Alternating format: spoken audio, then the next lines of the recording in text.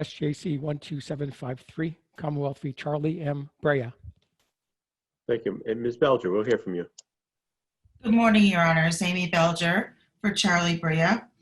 May it please the court. This is a case where, based upon the trial evidence, the defendant was entitled to the voluntary manslaughter instruction that his attorney requested. The judge's refusal to give that instruction was both an abuse of discretion as well as a violation of my client's state and federal constitutional rights. The judge said that because Mr. Brea did not testify on his own behalf, that he would be denied the instruction. And she additionally said that the trial evidence did not support the instruction. The legal standard here is viewing the evidence that came in at trial that the jury heard in the light most favorable to the defendant. All reasonable inferences get drawn in his favor. And once doing that, if the evidence supports any view of the evidence supports giving that instruction, it is reversible error not to give it. In this case, viewing the trial evidence in the light most favorable to the defendant, there was evidence to support a view of the killing that would lead a juror to find that it was done with reasonable provocation. The evidence of reasonable provocation was that the Commonwealth's witness, Abdullah Galloway, testified that the same men that were fighting and in conflict inside the bar were the same men that rushed out of the bar, pushing and shoving, and got into a conflict outside. The Commonwealth's witness, Tyrone Brooks, testified that men came out of the bar pushing and shoved him in conflict, and seconds later, a gun went off. Additional evidence was my client, Charlie Brea, as seen on the videotape, is standing right behind his friend, who was sucker punched by a stranger. He's not his friend, right? He's the friend of a friend, right? Your client's part of a larger group, actually a much larger group than the other group, right? That is unclear, Your Honor, and the reason I say that is because you see the victim and his friends who are outside follow behind into the crowd. The men that my client and his friends were involved in the conflict with inside the bar. So, and then it's the victim who ends up shot. So the bearded man punches, I can't remember the person's name, that begins with a W. Waldo. And Waldo is not the friend of the defendant, he's the friend of the defendant's friend. And Waldo's not knocked down, he's hit and standing. So I'm trying to understand exactly the provocation. They're not, it's not a spouse, it's not a close friend. He brings a gun into this mix based on the fact that this guy who he's walking out of the place with gets slugged, and there are a bunch of other guys there on his side. So it seems like it's, and also we've got the issue of whether your client went out to pick the gun out of the hide, right? But we're looking at the evidence in the light most favorable to the defendant and drawing inferences on what he's entitled to as a jury instruction. So there's no direct evidence that my client had any gun. There isn't. So you have to draw an inference in favor of the government, right, to circumstantially put a gun in his hand. There's no one identifying your client as the shooter, even in the light most favorable to you. I'm confused. Okay, if we could stop the clock, I think we've lost Justice Link. So let's hold on for a second. Mr. Keneally, if you could reach out to Justice Link, please. I'll do that.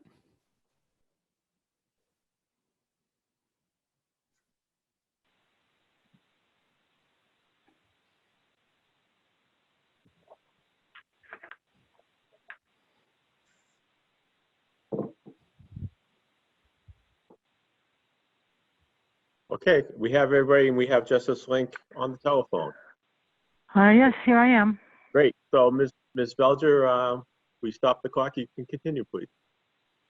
So with respect to guns at the scene of the shooting, we know that there was more than one, and there was probably more than two, because almost immediately after the victim is shot in this case, my client's friend, Joseph Monet, is shot between 5 and 7 times in the legs, a block away with a different firearm. So, there's no clear direct evidence. There's circumstantial evidence that my client had a gun, but there's no direct evidence of it. There's plenty of evidence that this is a very dangerous melee that has escalated with men coming out of a bar where men are being shoved and punched, and then the gun goes off and kills the victim. And in looking at the evidence in the light most favorable to Mr. Brea, I would submit to the court that that scene and that evidence constitutes reasonable provocation. The absence of malice, the absence of deliberate premeditation is certainly suggested to the jury based upon the facts that they heard. And it doesn't have to be a foregone conclusion, of course, for him to be entitled to that voluntary manslaughter instruction. The legal standard is very generous to him. Can I ask you a related question, a different argument for a second? You make an argument, and I think you're right, that the judge misunderstood the use of absence of motive, that absence of motive could have been relevant for the purposes of proving reasonable doubt, as opposed to proof of motive. But isn't the motive here clear? It's a fight, and whether someone's defending, his group versus the other. Is there really any doubt of what, this isn't one of those cases where we've got some bizarre murder we can't understand. This is literally, we understand if there was a fight here, and so is motive meaningful in this case at all?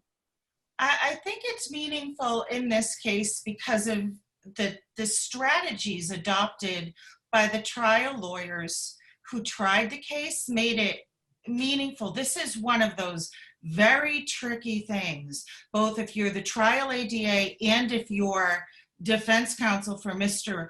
Brea. We have an alternative defense, right? Mis-ID. Mr. Brea is not the person who committed the crime. Or the alternative, if the jury finds that he is satisfied that he is the person, that it wasn't murder, that it was manslaughter. So trial counsel has to be very careful with what he's doing because he's arguing in the alternative. In addition, the trial prosecutor doesn't want to suggest motive out of fear by doing that and arguing that the trial prosecutor is going to undercut the top count of first-degree murder. So the Commonwealth doesn't argue any motive, doesn't suggest any motive to the jury. That doesn't come in, right? That isn't argued. The jury can certainly infer it, but it isn't suggested or argued by the Commonwealth. So at that point, trial counsel is certainly, effectively arguing the jury doesn't know why this murder happened. I can interrupt you, Ms. Belger. Let's assume that the judge should not have given the instruction because defense counsel is simply referencing, well, gee, the lack of a motive here is something you should consider unreasonable doubt because it's not here. So it certainly would have been better if the instruction hadn't been given because it didn't also have with it, however you may consider the lack of motive if you find that from the facts on the issue of reasonable doubt. But Justice Kafka was suggesting not that the instruction should have been just given one way. It's more of what's it matter here when the statement of law was correct? I agree it shouldn't have been given and that the judge misunderstood the defense attorney's argument. But what the judge said was a correct statement of law. What do we do with it? I think it's problematic in terms of my client's right to a fair trial and for the jury to be instructed in a fair way, because in addition to giving this unbalanced instruction, although correct, certainly that it was legally correct what she said about motive evidence, the unbalanced nature of the instruction and the omission of what would have made it balanced is exacerbated by, she points out to the jury, you may have heard reference by defense counsel to the Commonwealth not proving motive. And then she says, I'm going to be instructing you shortly on that. She's pointing out it is not only unbalanced, but she's suggesting to the jury that defense counsel's argument with respect to lack of motive is somehow improper. It is somehow something that, they should look at that argument as erroneous or suspect, I would submit to you, because of her saying that to the jury. That's certainly not an instruction that's proper to get. It's gratuitous commentary that's disparaging of a legal argument that was proper and effective, and I would submit zealous on the facts of this case. So I think that is an additionally problematic part of this unbalanced motive jury instruction. Can we go back for a moment to the manslaughter? I'm not sure what you said is going to be available here. You said that in the light most favorable to the defendant, we're assuming that the defendant did not have a gun and didn't go out back to his car. When we look at the light most favorable to the defendant, we look at that in the context of entire evidence. We don't just ignore the existence of evidence. So we'll ask Mr. Lynn about that. But isn't your strongest argument on manslaughter that there's a car when Mr. Brea was that gets hit with a bullet, if my memory of the evidence is correct? I think that 50% of my strongest argument. The other 50% is his friend getting shot so many times right afterwards by a different gun, because what that shows is that we don't have all of the information, and the jury didn't have all of the information on what the dispute was about or what actually caused this. But what we do know is that was a really dangerous scene. There's more than one person shooting people and in a matter of seconds. But isn't there a fist fight? And it's your client that is the one that shoots first. And then what happens afterwards is kind of like the horses out of the barn. There's pushing and there's shoving, and there's this blindsided punch, and then there's the gunshot. So we have provocation, sudden combat. Your guy's not involved in combat, and self-defense is a fight, as a punch in, and then there's a shot. So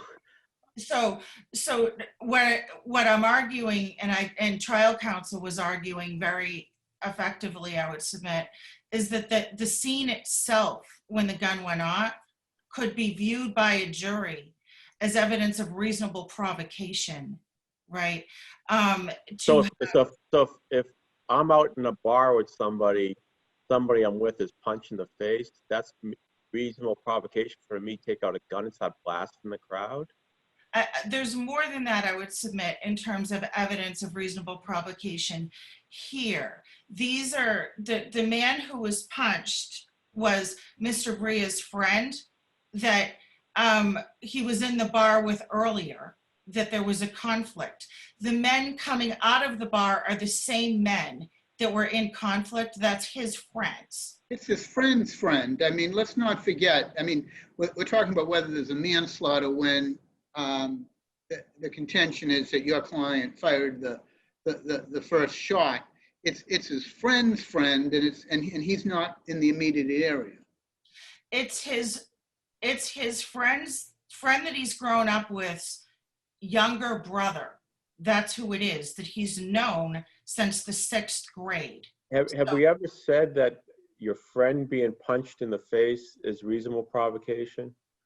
What you've said is that when there is a situation like this where there's a melee, where there is pushing, when there's shoving, when there's reason for a person to be provoked, and even the term nervous excitement under the law qualifies as reasonable provocation. Can you give me a case site that says about the punch in the face equaling reasonable provocation?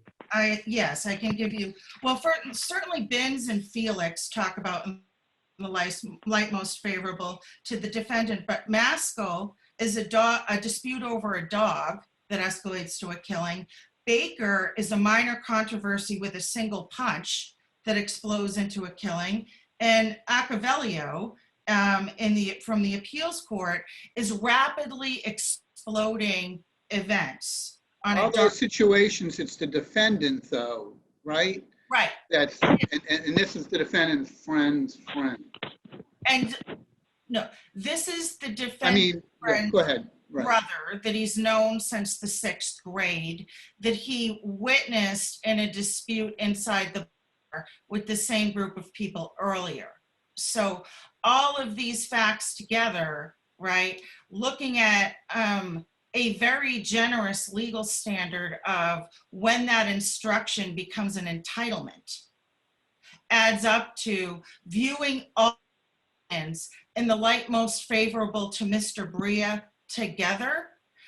A jury could find nervous excitement, could find reasonable provocation, and they should consider that. And Could I ask you about the computer generated versus computer stored as far as the terminal with your client's name?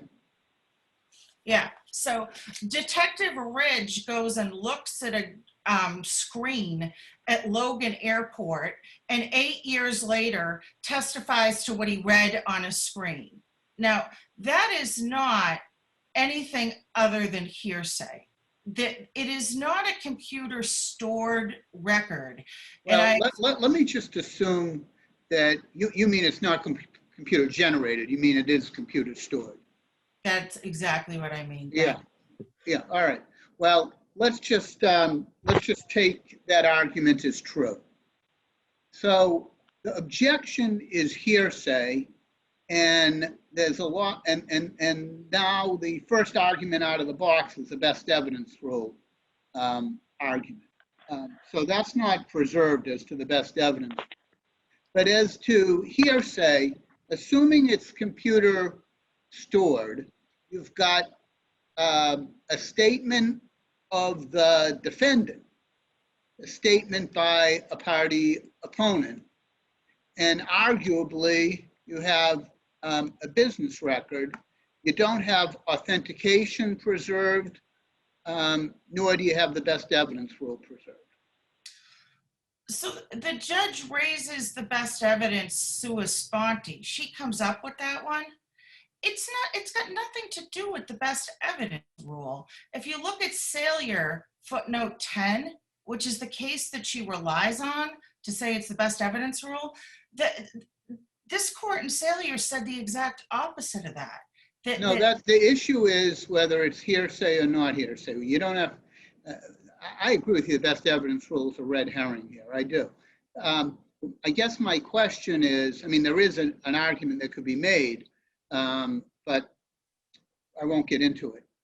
The issue is that if the judge was wrong, and it's a hearsay issue, but there was an exception for the hearsay, then the evidence was admissible. Well, defense counsel objected, said it was hearsay, and there is no exception that allows it to be admitted. Well, Because whose statement is it that's been read off? it's the statement of either an employee by the airline or an employee by Sabra, which is, what the flight is booked through.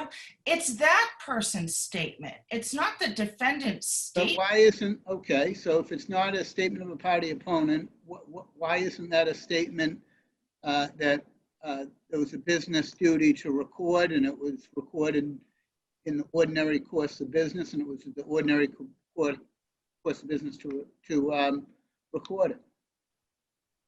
Nobody argued that below, but even if it was, you have a business duty to record things correctly in a medical record. You have a business duty to record things at the RMV.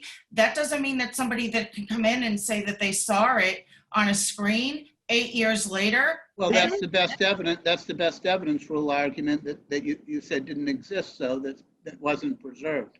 I'm confused. Isn't this obviously computer generated? Sabre, it's not Sabra, it's Sabre.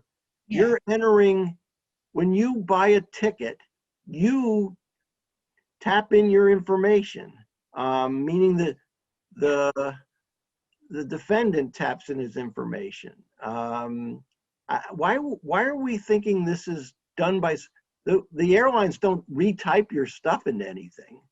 Why is there any possibility that this is not computer generated?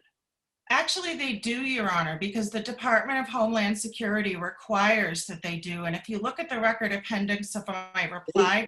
I read what you wrote. You think that they literally retype as opposed to, download this information into another program? I mean, you think they go through every flight and retype? Somebody sits there and retypes everything? The government requires that they be trained and certified of how to input it into that system.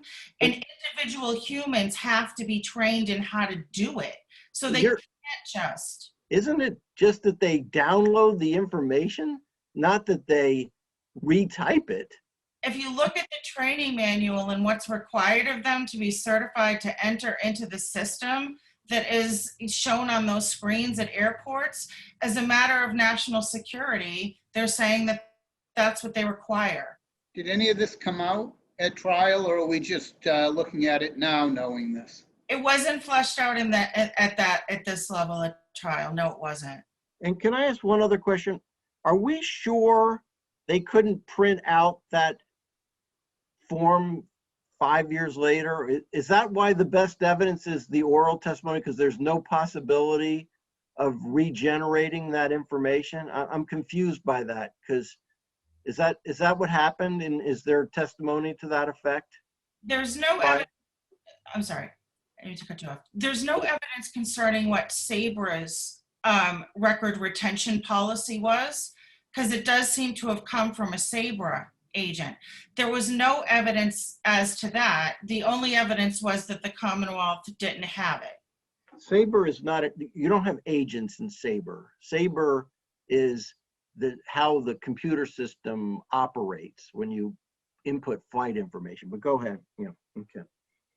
The litigation, the federal litigation with Sabra suggested the opposite. Okay. The fact that none of this comes out at trial. We're talking about computer-generated, computer-stored.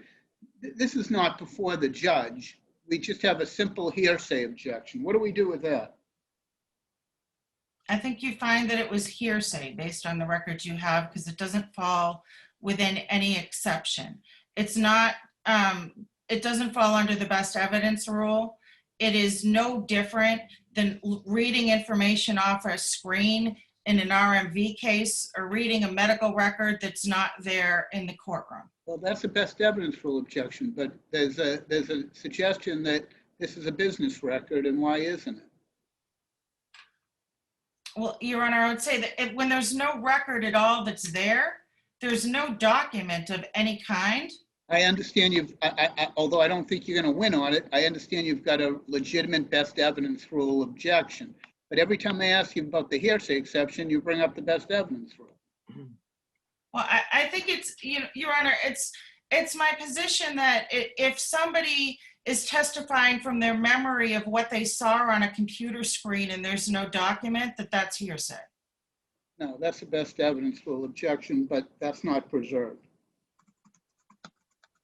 All right. Any further questions of Ms. Belger? Thank you, counsel. Thank Mr. you. Lynn? Mr. Lynn, please. Good afternoon, Your Honors. Paul Lynn for the Commonwealth. May it please the court. The first thing I would like to do is correct a mistake by my sister in her argument. She said there's no direct evidence that the defendant had a gun. There is direct evidence that the defendant had a gun. Tyrone Brooks, who was an eyewitness, testified he described the person who fired the gun as wearing a gray hoodie and tan pants, and then he identified video footage of the defendant outside the bar as the person he saw firing the shots. So yes, there is direct evidence. The facts of this case are very similar regarding the manslaughter issue as the facts in Commonwealth versus Pena, which I cite in my brief. That's 481 Mass 413, 2019. In that case, too, there's a bar brawl. In that case, it appears to be a physical bar brawl. And the combatants are thrown out of the bar, and outside of the bar, the intended victim, whose name is Eason, squares up to fight the co-defendant. And the co-defendant reacts by pulling out a gun. At some point, the defendant grabs the gun from the co-defendant, chases Eason, and fires a shot that hits another person. And in that case, this court said that the defendant was not entitled to a voluntary manslaughter instruction for exactly the reasons that I argue in my brief, which is he brought it, the co-defendants brought a gun to a fist fight. Now, my sister argues in a reply brief and here today that the shooting of Monette and the shooting, the bullet hole in the car indicate that there were more people there with guns, but there are several problems with that argument. First of all, it wasn't raised at trial. Defense counsel at trial argued entirely based on the evidence leading up to the shooting. But more important, I think, is that there is no evidence that the defendant knew at the time that anyone else was armed. There's no evidence that these two groups know each other. There's no evidence that the defendant or anyone in his group believes these people have a reputation for being armed. There's no evidence that anyone displays a gun prior to the shooting. All that happens prior to the shooting is there's this argument in the bar in which the bearded man uses an extremely offensive epithet to refer to Waldo Aquas Vivas. And then outside the bar, there's this punch, which you can't see on the video, but we accept the Waldo's testimony in the light most favorable to the defense that he got this sucker punch. But none of that suggests that anyone's armed. And as you've pointed out, Waldo remains standing and remains fighting in these few seconds between the punch and the shooting. So there's no reason for the defendant to believe that he needs a gun, that anyone needs to be protected with a gun. And the third thing is I want to make it absolutely clear that because my sister argues in a reply brief that Monette was shot as he was running down Blue Hill Avenue. That's incorrect. He was shot while he was at the Johnny Rivera's car, which was parked on Waverly Street, which went perpendicular to Blue Hill Avenue, and that the shooter was farther up Waverly Street, away from the breezeway. So that makes it a very strained inference that this second shooting was committed by somebody affiliated with the victim. But even if it was, the defendant had no idea at the time of the shooting that anyone else was armed. Can I get you to shift to the, unless my colleagues have questions on that first issue, the absence of motive. It looks like Yes. the judge kind of mangled that a little bit, didn't she? Keniston says that if you ask for that instruction, if you give the first part of the instruction, you should give the second if it's asked, right? I don't know if it's prejudicial. I just read Keniston. I don't think it does. Okay. It's because in Keniston it wasn't requested, and that's pretty much all they say about it. Is they say it wasn't requested, it didn't cause a likelihood of a miscarriage of justice. Mhm. So I don't think they actually say. They say the instruction has been given before, and they cite Noxon, which is I think 1946. But motive you don't have to prove motive, but motive is central to a whodunit, correct? Correct, yes. And the danger is that the judge took away that arrow in the defense attorney's quiver by saying, don't consider motive, because he was arguing they didn't prove it was my guy because my guy didn't have any motive. True, but she didn't.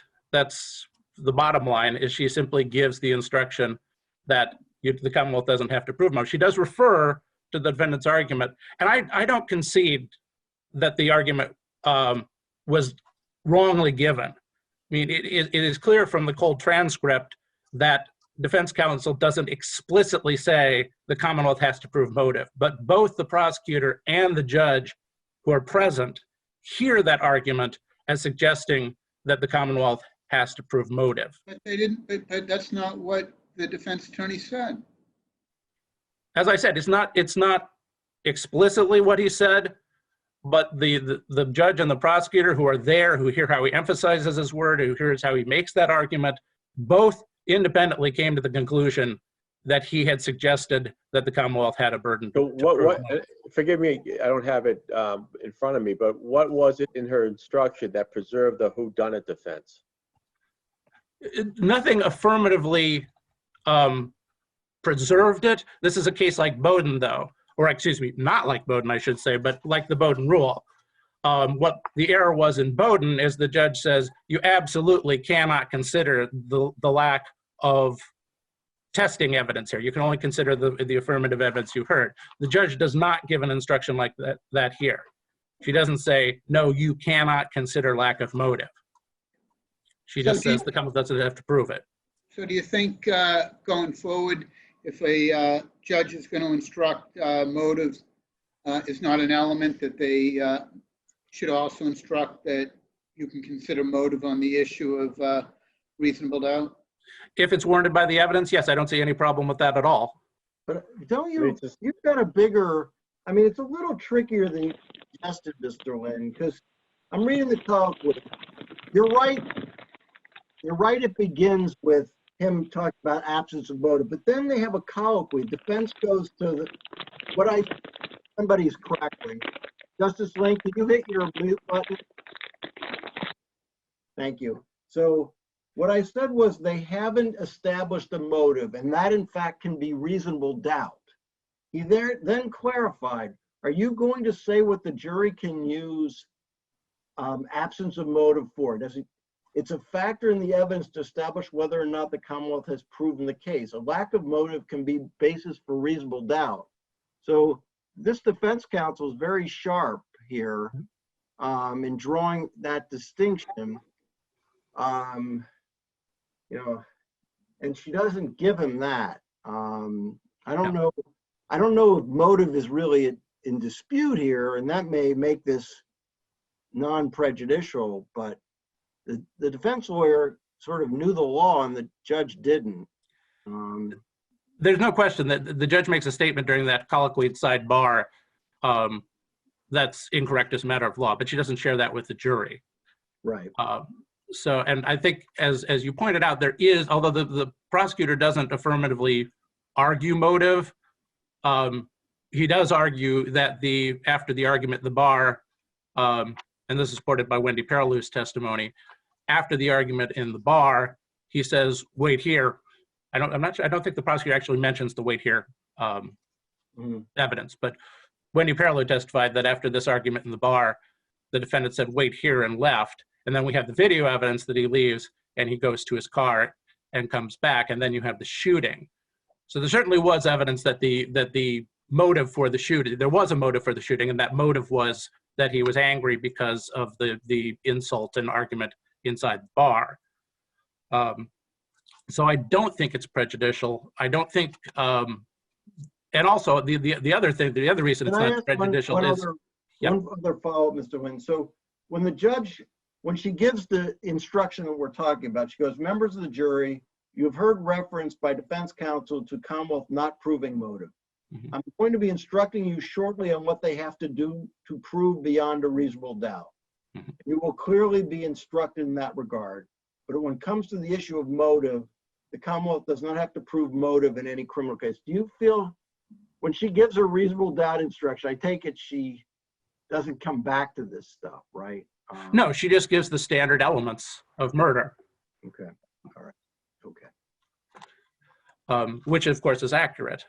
But I think the other issue here is, you have in this case, you have two eyewitnesses, one eyewitness who identifies the defendant as the shooter. You have another eyewitness who identifies this person in the gray sweatshirt and tan pants as the shooter. You have the video evidence showing that the defendant, who is wearing a gray sweatshirt and tan pants, is right there at the scene. And you can see on Exhibit 14, the sort of long shot toward the door of the bar, is you can see the defendant make a sudden move toward the victim. You can't see a gun, you can't see a muzzle flash, you can't see him anything that says, yes, that was a gunshot, but he does make a move towards the victim. That's undeniable.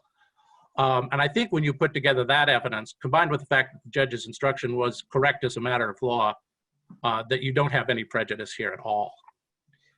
Can I return you to the evidence issue, and I will turn over to the professor of evidence shortly, but is there any doubt that this is computer generated information? I'm confused by the argument that somehow somebody is typing this back into the SABRE system. So is there a basis for concluding that here? Let me put it this way. It is very confusing and it's not entirely clear. But what happens, of course, is that the defendant or his agent types his personal information, the flight information, and his government ID information into the computer. That's a statement of the defendant, either personally or by his agent. What SABRE then does, or whatever company it is, I mean, the problem with the federal court is it's usually SABRE, is this information gets formatted into a format that the government computers can read. Now, whether that's downloaded or typed, I would be extraordinarily surprised if this information were typed. There are literally thousands of flights in the United States every day, and the idea of people sitting there typing in information that's already exists seems very unlikely. But in any way, whether or not it's typed in or whether or not it's downloaded, it's still the same information that the defendant has provided, that the flight passenger has provided, just put into a new format. And then when you show up at the airport, you just put your boarding pass down on that scanner, you hear the beep, and the flight attendant says, or the desk agent says, "Have a nice flight, sir." I think this is all simply computer generated information based on information provided by the passenger, who is in this case the defendant, the party opponent. So I think there's no question that this information is non-hearsay. I want to emphasize that regardless, this evidence is totally non-prejudicial because there is so much evidence that the defendant leaves the country and is out of the country for 6.5 years until he's extradited from the Dominican Republic. Again, Perilou, his girlfriend, testifies that she sees him only once before Halloween, and that he goes to the Dominican Republic, but she didn't know he was going so soon because she thought he was going in December. And then Detective Callahan, I think it is, says he interviews the defendant's mother, and by that time, which is November 8th, he's already gone. And in closing argument, defense counsel says that they waited until the defendant was out of the country to search his house, which took place on November 10th. So the information you have here is... Justice Casiano, is Justice Link still with us, or is she gone again?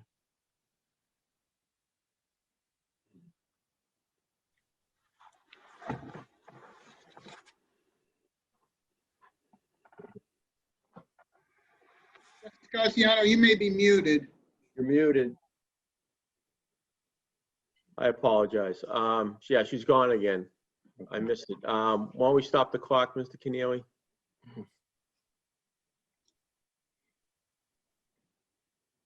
I'm getting another message.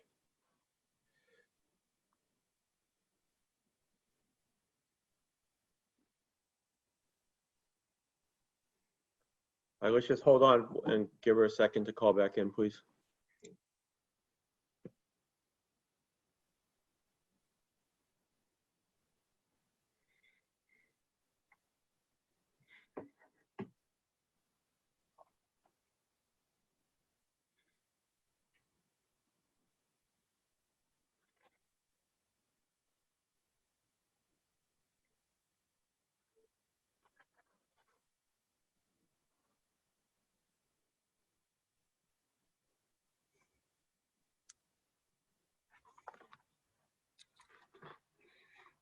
Hello. Justice Link? Yep, great, good to have you back. Thank you. Mr. Nguyen, you were answering some evidence questions. Continue, please. I think I was done with my answer. I was talking about the fact that the passenger list was cumulative of a wealth of evidence that the defendant left the country within 18 days of the shooting and didn't come back for 6.5 years until he was extradited from the Dominican Republic. So it really doesn't matter. It's not prejudicial at all that whether he left on the 31st or the 8th or the 10th. The fact is he leaves within 18 days and he doesn't come back for 6.5 years. That's the consciousness of guilt information. So to the extent, if any, that there was any error in admitting this hearsay, it is entirely cumulative of a wealth of evidence that he fled the country because of the shooting. Other Okay, I questions? appreciate that point, Mr. Lewis. Yes, hello. Can you hear me? Yes, we can. Hello. Okay, good.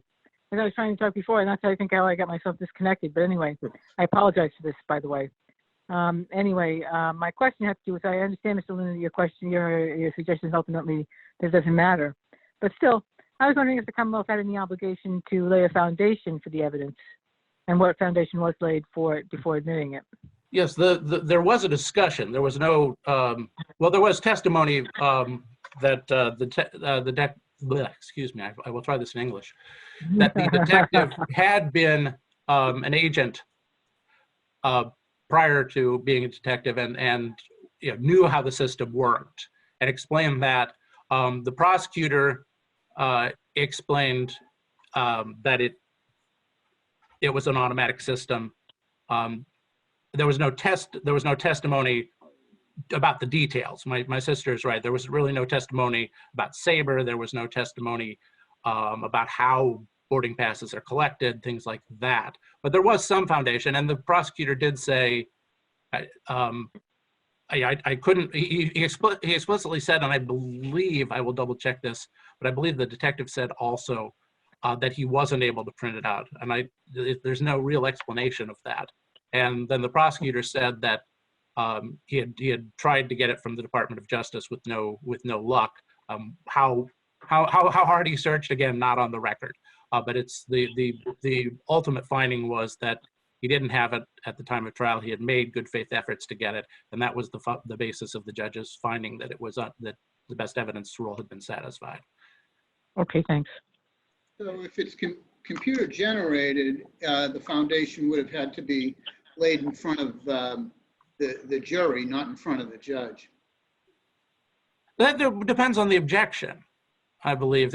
I don't think, you know, the defendant could have not contested this entirely. As you've pointed out, he doesn't really make a best evidence argument here.